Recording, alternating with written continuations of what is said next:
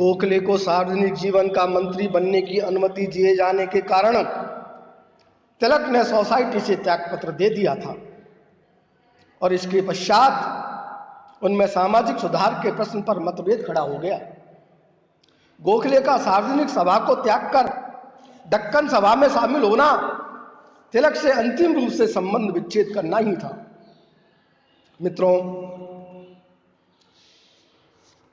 गोखले का कहना है कि मैं नए दल में नहीं। साथ ही यह बात सभी जानते हैं कि पिछले कांग्रेस अधिवेशन में उनके दल ने स्वदेशी और बहिष्कार के प्रस्ताव को एक समझौते के रूप में बड़े अनमने ढंग से स्वीकार किया था।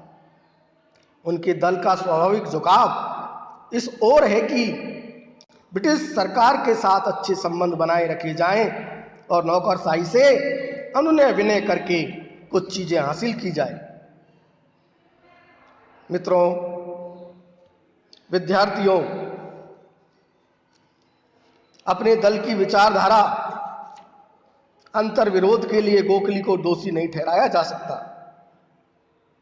यह अंतर्द्वंद उस दल की विचारधारा में ही अंतर्निहित है।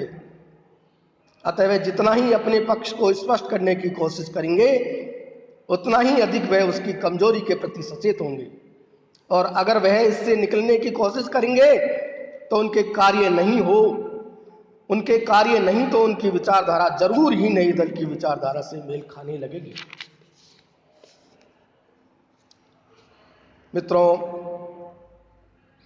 तिलक और गोखले का मतभेद राजनीतिक विचारों को लेकर उतना नहीं था जितना सैद्धांतिक विचारों को लेकर था। वे दोनों दो विभिन्न सीमा क्षेत्रों में चक्कर काटते थे, लेकिन वास्तव में उनकी भूमिकाएं एक दूसरे की पूरक थी। दोनों परस्पर एक दूसरे के हाथ मजबूत करते थे। उन दिनों देश के हित में राजनीतिक आंदोलनों की भांति वैधानिक प्रयास भी परमावश्यक थे। दादा भाई नौरोजी की तरह गोखले ने भी भारत पर किए गए अत्याचारों से ब्रिटेन वासियों को सुपरिचित कराने का बहुत बड़ा कार्य किया था।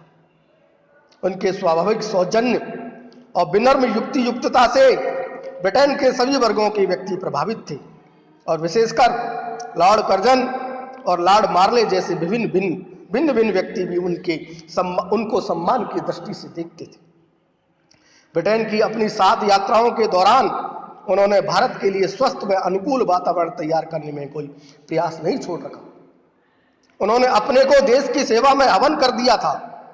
वे जेल भले ही नहीं गए हों, लेकिन कई बार उन्हें अपमान के कड़वे घूंट पीने पड़े थे और अकारण ही दुर्वचन सुनने पड़े थे। निश्चय ही वे भारत के एक सच्चे सेवक और महान राष्ट्र के निर्माता और सपूत थे। मित्रों, विद्यार्थियों, गांधी जी ने एक अवसर पर कहा था, मैं किसी सार्वजनिक कार्यकर्ता से जो कुछ देखना चाहता हूं वह मुझे गोखले में मिला। स्फटिक की भांति पवित्र पैमाने की तरह विनम्र, सिंह के समान वीर और अतिशय उदार, ऐसे थे गोखले। गांधी जी जब 1914 में साउथ अफ्रीका से वापस आए तो वे तुरंत गोखले की ओर मुड़ गए। Gandhi ji servant of India society की सदस्यता ग्रहण करना चाहते थे, और बहुत ही कुछ सीमा तक यह भी स्पष्ट है कि गोखले उन्हें अपना उत्तराधिकारी भी समझते थे। सोसाइटी के सदस्यों को संदेह था कि वह तिलक की भांति गांधी जी भी अलग न हो जाएं। इस संकोच के कारण उन्हें सदस्य बनाने में हिचकिचाते रहे। काफी समय तक गांधी जी गोखले के आदेशानुसार बिना राजनीति में सक्रिय भाग लिए भारत के विभिन्न भागों का दौरा करते रहे तथा जनता से संपर्क साधते रहे। सन 1921 में गांधी जी ने कहा था कि मैं तिलक का अनुयायी होने का दावा नहीं कर सकता। पूरी विनम्रता से मेरा यह दावा है कि मैं उनके उत्तम शिष्यों की भांति ही अपने संदेश को ईमानदारी पूर्वक देश के कोने कोने में पहुंचाता हूं, लेकिन मैं यह भी जानता हूं कि मेरा तरीका तिलक का तरीका नहीं है। इस प्रकार स्पष्ट है कि गांधी जी के सर पर गोखले का सेहरा बंधा था, न कि तिलक का। तिलक और गांधी जी दोनों ही अलग अलग पथ के पथिक रहे हैं। मित्रों,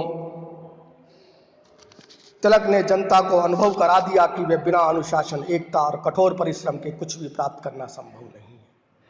उन्होंने स्वतंत्रता हमारा जन्म सिद्ध अधिकार है जिसे मैं लेकर रहूंगा कि नारे को जन्म ही नहीं दिया बल्कि इसमें केंद्रीय भूत भावना को साकार करने के लिए आजीवन महान त्याग और संघर्ष भी करते रहे। तिलक ही प्रथम व्यक्ति थे जिन्होंने राष्ट्रीय हितों के लिए व्यक्तिगत हितों को न्यौछावर का पाठ पढ़ाया। इतना सब कुछ होते हुए भी वे किसी राजनीतिक की बात की सामान्य परिभाषा से उतने ही परे थे जितने गांधी जी। प्रारंभिक जीवन में उन्हें शिक्षा से अतीव अनुराग व लगाव था। वे प्राय कहा करते थे कि स्वतंत्र भारत में मैं गणित का प्रोफेसर बनूंगा। वे एक विचारक, एक विद्वान थे। वे एक ऐसे दार्शनिक थे जिनकी वास्तविकता में पैठ थी। उन्होंने गीता की व्याख्या मात्र ही नहीं की बल्कि उसे अपने जीवन में भी उतारा। गीता रहस्य पुस्तक तिलक के लिए कीर्ति स्तंभ है। वे एक ऐसे स्थित प्रज्ञ थे जिसे परम संतुलन प्राप्त था।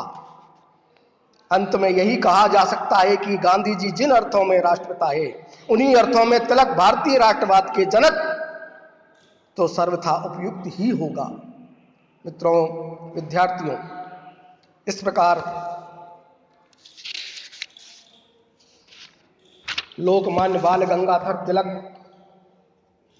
गोखले और गांधी जी का तुलनात्मक विवेचन हमने किया। अगले वीडियो में हम तिलक का क्या योगदान है इस पर विचार विमर्श करेंगे और फिर इसका मूल्यांकन करेंगे। तब तक के लिए धन्यवाद।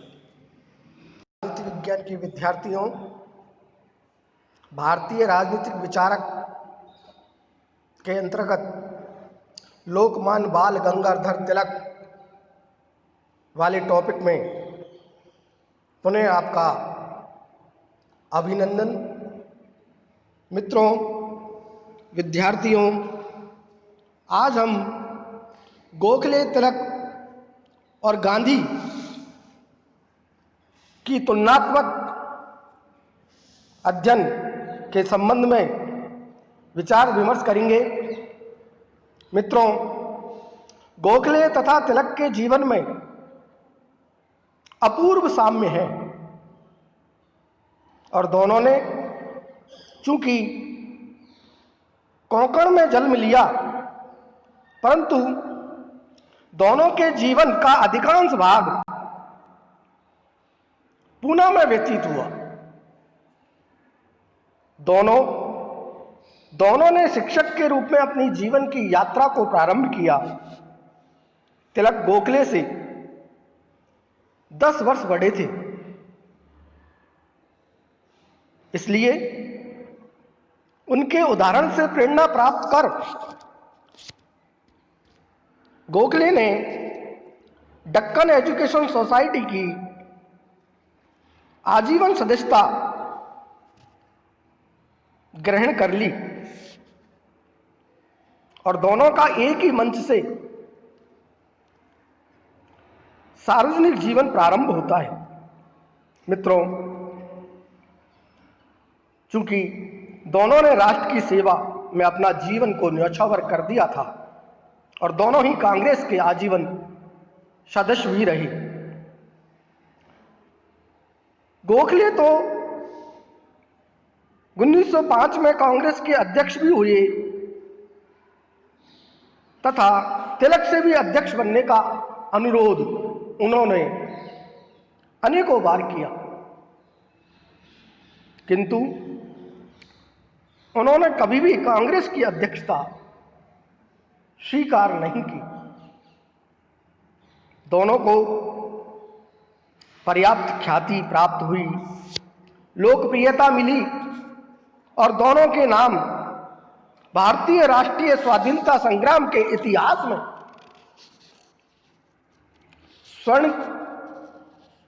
सोने से स्वर्णाक्षरों में अंकित है। दोनों के विचारों में यद्यपि मौलिक मतभेद देखने को मिलते हैं और इसी कारण वो एक दूसरे से बिल्कुल दूर रहे थे। यह मतभेद मनभेद नहीं था। यह मतभेद व्यक्तिगत स्वभाव से लेकर राजनीतिक सिद्धांतों और आदर्शों के क्षेत्र तक व्याप्त था। गोखले यद्यपि नर्म और भावुक व्यक्ति थे और तिलक स्वेच्छा संपन्न सिद्धांतवादी थे। गोखले गंगा के समान थे जिसमें स्नान कर व्यक्ति निर्मल हो जाता है,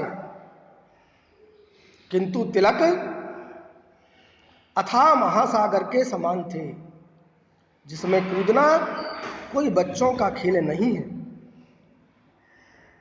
गोखले को राणा डे का शिष्य व मार्गदर्शन में कार्य करने का गौरव प्राप्त था,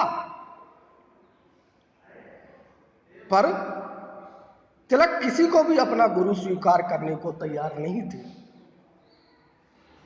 गोखले अपने आप को ठीक मार्ग पर रहते। गोखले यद्यपि अपने मार्ग में चलते हुए ठीक रहते, परंतु जब फिरोज शाह मेहता विपथगामी होते तब यह जानते हुए भी उनका साथ देते थे, किंतु तिलक स्वयं जो सोचते थे उसे ही यथार्थ समझते थे। मित्रों, गोखले प्रशंसा के लिए उद्यत रहते थे, किंतु तिलक कर्तव्य को ही अपना पुरस्कार समझते थे। शास्त्री जी ने कहा है, शास्त्री जी के शब्दों में, गोखले उस कोमल बल्लरी के समान थे जिसे फेरने के लिए किसी वृक्ष के सहारे की जरूरत पड़ती है, और तिलक स्वयं एक ऐसे विशाल बरगद के वृक्ष के समान थे जिनसे निकली अनेक शाखाएं चारों ओर फैली रहती है। मित्रों, राजनीति के प्रांगण में गोखले उदार विचारों को लेकर अवतीर्ण हुए। वह राजनीति के आध्यात्मिकरण के पक्ष में थे। तिलक उग्र विचार के थे जिस पर उन्हें गर्व था। उनका विचार था कि राजनीति व्यक्ति का गोखले समझते थे कि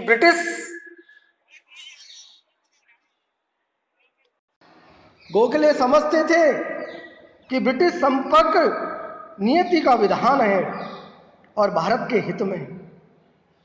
तिलक भारत पर ब्रिटिश विजय को न्यायोचित ठहराने के लिए इस प्रकार की देवी इच्छा और नियति में विश्वास रखने वाले नरम दल वालों की तीव्र आलोचना करते थे। मित्रों, अपने सार्वजनिक जीवन के प्रारंभ से ही तिलक और गोखले ने अपने को दो परस्पर विरोधी मार्गों पर खड़ा कर दिया। जिस समय वे दोनों एजुकेशन सोसाइटी के सदस्य थे, उसी समय उनके मतभेद स्पष्ट रूप से सामने आने लगे। गोखले को सार्वजनिक सभा का मंत्री बनने की अनुमति दी जाने कारण तिलक ने सोसाइटी से त्यागपत्र दे दिया था, और इसके पश्चात उनमें सार्वजनिक सुधार के प्रश्न पर मतभेद खड़ा हो गया। गोखले का सार्वजनिक